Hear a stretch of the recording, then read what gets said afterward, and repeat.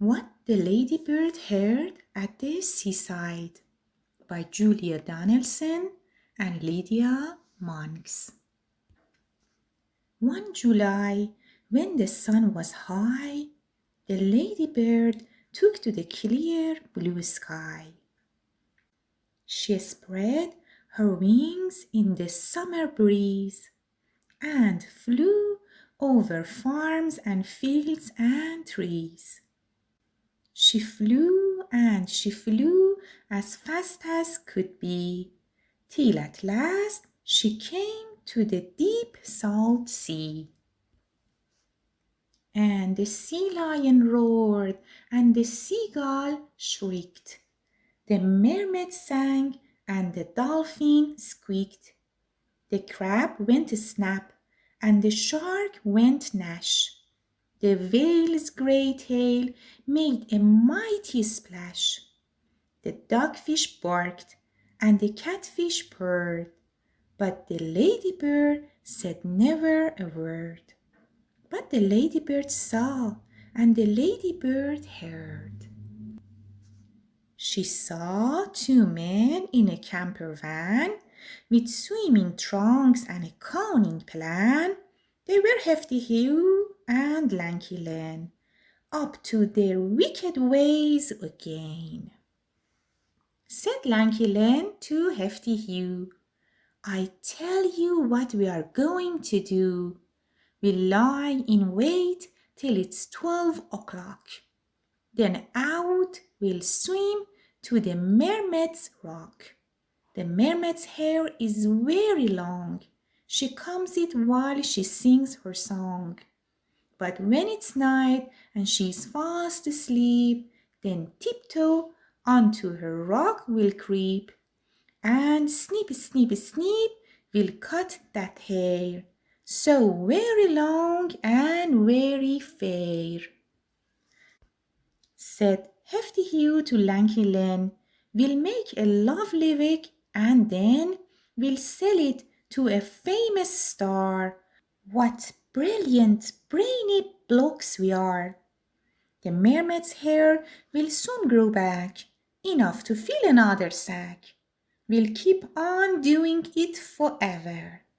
We'll hit on something really clever. The little spotty ladybird, who hardly ever spoke a word, told the animals what she'd heard. Then the sea lion roared, and the seagull shrieked, the mermaid wailed, and the dolphin squeaked. The crab went snap, and the shark went gnash. The whale's grey tail made a mighty splash, and the fish declared, that wicked pair, we can't let them steal the mermaid's hair. But the ladybird had a good idea, and she whispered it into every ear. Then the seagull gave a joyful shriek, and he fetched some seaweed in his beak, and as the sky was turning red, he dropped it onto the sea lion's head. Then as the sky was turning black, the sea lion climbed on the whale's humped back. The clock struck 12, and the two bad men, Hefty Hugh and Lanky Len, flipped-flapped down to the salty sea. It was cold and dark, but they laughed with glee. Then the whale began to sing a song. That's her, said Hugh. We can't go wrong. They swam towards a tuneful sound. She's still awake, said Len, and frowned. The singing stopped. They took a peep. Said Hugh, I think she's gone to sleep. Up they climbed with their big brown sack onto the whale's enormous back. And snip, snip, snip, they started snipping. This hair, said Hugh, is damp and dripping. What's more, said Len, It's awfully tough. Our scissors can't be sharp enough. Then, help! Cried Hugh. This rock is heaving. I think we'd better both be leaving. But Len replied, just one more snip. Then the whale's grey tail gave a great big flip. The thieves fell into the water, splosh, and Hugh said, golly, and Len said, gosh. Then, ouch, cried Hugh, and Len yelled, no, as the shark bit a flipper and the crab pinched a toe.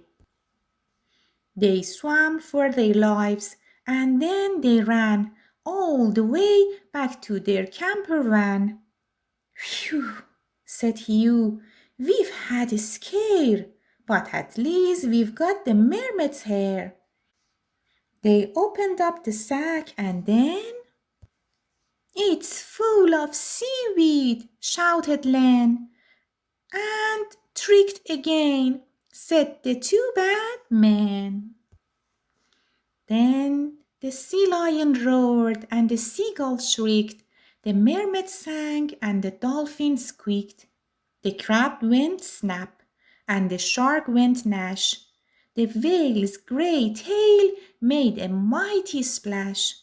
The dogfish barked and the catfish purred. But the ladybird said never a word. The end.